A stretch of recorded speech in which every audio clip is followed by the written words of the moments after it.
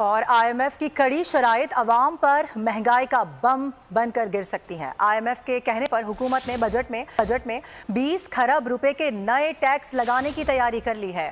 Pakistan stock market शदीद मंदी की लपेट में 100 इंडेक्स में 2081 पॉइंट्स की कमी हुई है। बताएं कि वज़ीर-ए-आज़म इस वक्त चीन में मौजूद हैं, बड़ा अहम दौरा है, सबकी निगाहें इस दौरे पर मरकूज हैं, लेकिन इस दौरे को भी पॉजिटिव नहीं लिया स्टॉक मार्केट में। क्या कहते हैं आप इस हवाले से? डॉक्टर साहब के सामने तो मैं तबसरा क्या करूँगा, मैं थोड़ा सा नाजरीन के लिए एक मंजर कशी कर दूँ कि इस वक्त सबसे बड़ा मसला बजट है। वैसे तो इस बजट की कोई सैंक्टिटी नहीं रही, क्योंकि पिछले कई सालों से बजट आता है और सारा साल उसमें तब्दीलियाँ होती रही हैं। इस दफ़ा ये क्वेश्चन ज़रूर है कि क्या IMF तब्दील करने देगा। एक दूसरा ये कि इस तरह से बजट कभी पेश नहीं किया। हम सबको पता था कि ये बजट जो है सिर्फ IMF को खुश करने के लिए है।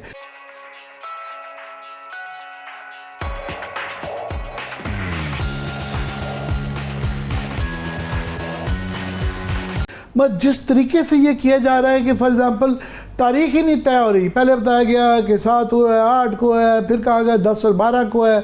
अब ये कहा बताया जा रहा है कि जनाब 12 को होने का इम्कान है। फिर NEC की एक मैंडेटरी रिक्वायरमेंट होती है, उसको पास अप्रूवल नहीं है। बाकी कमेटीज़ को पार्लियामेंट को दिखाना होता है, उसका स्क्रिप्ट वो मौजूद नहीं है। फिर मिनिस्ट्रीज़ की आपस में तनाव चल रहा है। ये खबरें छप रही हैं कि प्लानिंग डिवीज़न में एहसन इकबाल साहब ने फॉर एग्जांपल शिकायत की है कि उनके जो आगे जहाँ ज़ेब खान हैं, उनके ब्यूरोक्रेट जो लगाए हुए एक्सटेंशन पे एक्सटेंशन उनको दी जाती है, तो उन्होंने उनको बगैर बताए ये प्राइम मिनिस्टर से मिलकर PSDP के अंदर तब्दीलियाँ कर ली हैं। तो ये एक अफरा तफरी के अंदर जो डॉक्टर साहब बिल जो बजट पेश किया जा रहा है, हमें अवाम को दोबारा तोक़ात होती है कि शायद कोई महंगाई के हवाले से कोई नाकामी और नाअहली और लैक ऑफ विजन। इसलिए कि हमें आपको भी पता था, हमें भी पता था कि IMF हमेशा ये कहता है कि आप हमसे 3 साल की कर्जा मांग रहे हैं, तो 3 साल तक जो फाइनेंशियल गैप आपका मुतवक्को है, जो बाहर से डॉलर आने हैं और जो आपने पेमेंट करने हैं, उसका गैप आ रहा है। वो गैप आप किस तरह पूरा करेंगे, ये सियासत में लगे रहे, ये उनको ध्यान ही नहीं रहा कि ये भी कोई शर्त है। अब पता चला कि हमें गैप 2025 में भी गैप है, 26 में भी गैप है, 27 में भी गैप है, और ये हमारे बस की नहीं है, क्योंकि IMF से कर्जा मिल जाएगा, आलमी बैंक से मिल जाएगा, इंटरनेशनल मार्केट में आप चले जाएंगे वहाँ से मिल जाएगा, लेकिन उसके बावजूद गैप आ रहा है। तो फिर अब मसला पैदा ये हुआ कि वो पैसे का चाइना से मदद मांगी जाए। लेकिन मसला ये है कि चीन ने हमसे ये कहा कि जनाब आप एक तो ये कह रहे हैं कि जो हमसे आपने इन्वेस्टमेंट लिया था हमारी कंपनी से, उनको अदा नहीं कर रहे, मेहरबानी करके वो अदा कर दें।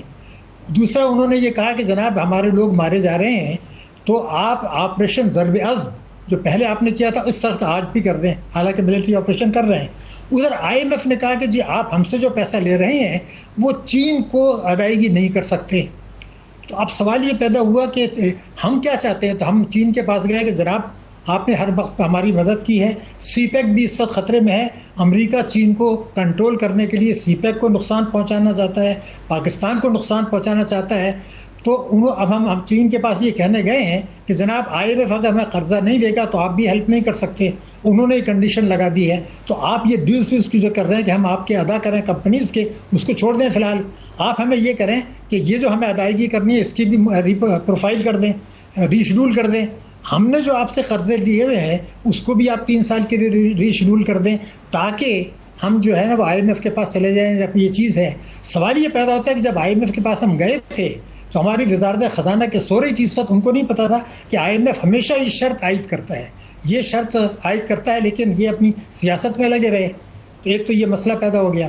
दूसरा ये कि इस वक्त जो हमारे नेट रेवेन्यूज़ हैं वफाक के, सूबों को हिस्सा नेट यानी सूबों को हिस्सा देने के बाद उससे सूद अदा नहीं हो सकता मुल्की कर्ज़ों का। अब अगले साल जो आदाफ की बात हो रही है उसमें भी यही सूरत है। 80% बताया जा रहा है बजट का जो हिस्सा है वो सूद और कर्जों की अदायगी में जाएगा। जी मैं आपसे वही अर्ज कर रहा हूँ ना कि अगर आप NFC अवार्ड के तहत सूबों को निकाल दें तो वो भी नहीं पूरा हो रहा। लेकिन मैं ये कह रहा हूँ कि सब हमारा अपना किया धरा नहीं है क्या। मैं आपको इसलिए कि मैं आपको बता दूँ कि हमने क्या कुछ किया है, जानबूझ के ये सिचुएशन आई है। मैं आपको 4 फिगर्स दूंगा, बिल्कुल हकीकत सामने आ जाएगी कि ये खेल हुआ क्या है। देखिए मई 2021 में चले जाएं, हमारा फर्टिलाइजर 11% था, आज भी 11% है। फाइनेंशियल ईयर 2021 में हमारी इंपोर्ट जो थी 56 अरब डॉलर की थी, आज भी 56 अरब डॉलर की हैं।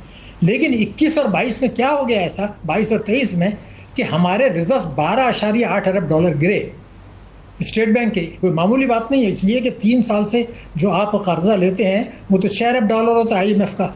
हमने 2 साल में 12.8 अरब डॉलर के रिजर्व गिरा दिए स्टेट बैंक के। क्यों? एक अशराफिया की मईशत थी। पिछली हुकूमत ने ये कहा कि जनाब बेतहाशा आप इंपोर्ट करें, ज़ीरो रेट ऑफ इंटरेस्ट पे कर्जा लें। रुपए की कदर को उन्होंने गिरने दिया और डिस्काउंट रेट को बेतहाशा गिराया और IMF का प्रोग्राम सस्पेंड कर दिया। एक है कि जो प्राइम मिनिस्टर उनकी टीम मेहनत कर रही है, इसमें शक नहीं, उसका रिजल्ट भी हमारे सामने है। मैक्रो इकोनॉमिक्स इंडिकेटर्स में स्टेबिलिटी, पॉजिटिविटी नज़र आ रही है, इसमें कोई शक नहीं है। हमारे आज रिजर्व अल्हम्दुलिल्लाह 2-2.5 महीने के इंपोर्ट बिल को कवर कर सकते हैं अल्हम्दुलिल्लाह। एक वक्त में 15 दिन के थे और आज अल्हम्दुलिल्लाह 2 से 2.5 महीने के हम रिजर्व इंपोर्ट बिल को कवर कर सकते हैं जी। हमारा करेंसी का जो रेट है वो स्टेबल है अल्हम्दुलिल्लाह। इसके साथ साथ इन्फ्लेशन में नुमाया कमी वाक़ई हुई और कई सालों के बाद 12% के अंदर इन्फ्लेशन आ गई और उम्मीद है इस साल शायद सिंगल डिजिट में चली जाएगी। ये सिग्निफिकेंट इम्प्रूवमेंट है। इसके अलावा करंट अकाउंट सरप्लस है, हमारी एक्सपोर्ट्स में इजाफा हो रहा है। ख़ासतौर पर IT एक्सपोर्ट इस साल तकरीबन $2.6 बिलियन की 10 महीने में रिकॉर्ड हो चुकी है और रेमिटेंसेस में इजाफा हो रहा है। बेतहाशा हमारे जो इंडिकेटर्स हैं पॉजिटिविटी की तरफ माइल हैं। ये सारी मेहनत यकीनन हमें जो अच्छी चीज़ उसको मानना चाहिए।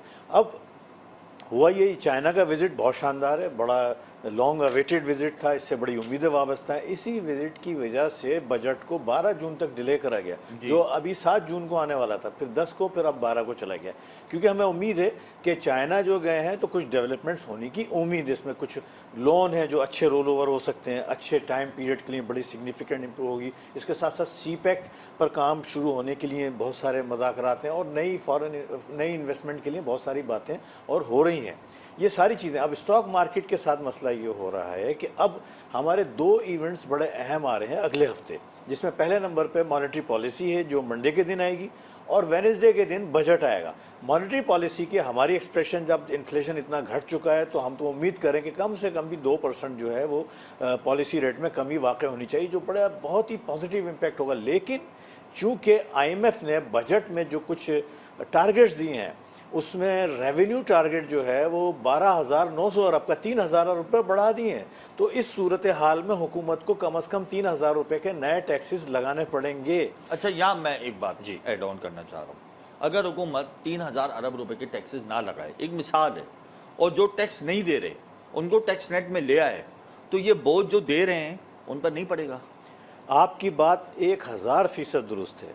पूरे पाकिस्तान के हर यही मुतालबा अभी प्रॉपर्टी सेक्टर वाले साहब थे तो क्यों नहीं टैक्स दें भाई। 1 लाख रुपए वाला तनख्वाह वाला जब 15,000 महीने का टैक्स दे रहा है और महंगे बिजली के बिल भर रहा है, सारी महंगाई फेस कर रहा है, उसकी तो कोई एक्स्ट्रा आमदनी भी नहीं है, वो टैक्स दे रहा है, तो भाई आप अरबों रुपए का कारोबार करने वाले क्यों नहीं टैक्स दे? टैक्स से क्यों नहीं? देखें, टैक्स लगने का मकसद रेवेन्यू जनरेशन के अलावा ब्लैक मनी को कंट्रोल करना भी होता है। जितना पैसा प्रॉपर्टी सेक्टर में ब्लैक मनी में किसी सेक्टर में भी नहीं होगा, जो पार्क हुआ हुआ है वो निकल के इंडस्ट्री में आएगा, पाकिस्तान में आएगा, पाकिस्तान की तरक्की में शामिल होगा। तो यकीनन टैक्स जो है वो आप दुरुस्त कह रहे हैं, लेकिन ऐसा कोई हमें कदम उठता हुआ नज़र नहीं आ रहा। मैंने आप ही के शोज़ में मैं ये कह चुका हूँ कि अगर सियासत बचाई गई और रियासत पे तवज्जो नहीं दी गई तो ये बड़ा गलत होगा। ये बड़ा अच्छा मौका था और है कि ऐसे टैक्स जो ऐसे सेक्टर्स जैसे प्रॉपर्टी सेक्टर है, रिटेलर्स हैं, होलसेलर, एग्रीकल्चरल है, इन पर